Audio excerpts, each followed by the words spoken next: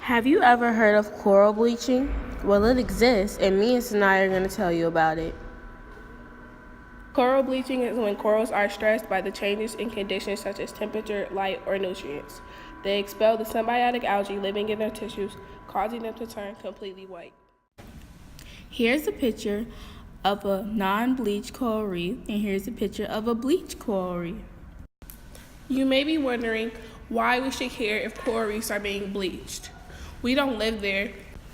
Coral reefs play a huge role in the fish and human community. We rely on them for food and income. Coral reefs are dependent on directly for survival by over 100 million people.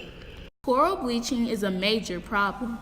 People need to know that in 1 year, 16% of coral reefs are destroyed. Over the past 2 years, 32% of coral reefs have been destroyed due to coral bleaching. When we have to make up for the loss of coral due to coral bleaching, we lose billions of dollars. It can cost from 20 to 84 billion in global cost, and it can also cost 10 to 40 billion in tourism losses. We must find a way to stop this terrible tragedy before it's too late, and we have two great solutions. One of those solutions would be to avoid water and chemical pollution. We are carelessly putting chemical waste and other items into the ocean without thinking of the long-term effects. I bet you guys didn't know that storm-generated precipitation can rapidly dilute ocean waters, and runoff can carry pollutants. Those pollutants from the runoff will bleach near-shore corals. One suggestion would be to walk, bike, or ride the bus more often.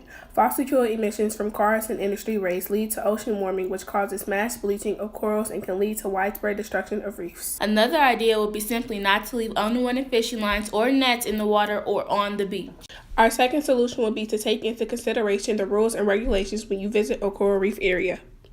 Divers and snorkelers could unintentionally anchor the boat onto the coral reefs.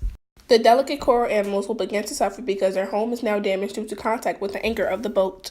A simple fix for the divers and snorkelers would be to anchor their boats onto sandy areas away from the coral reefs. Our message to divers is to be cautious of your surroundings and not be careless while you're visiting coral reefs, because fish do live there and we don't want to put them in danger.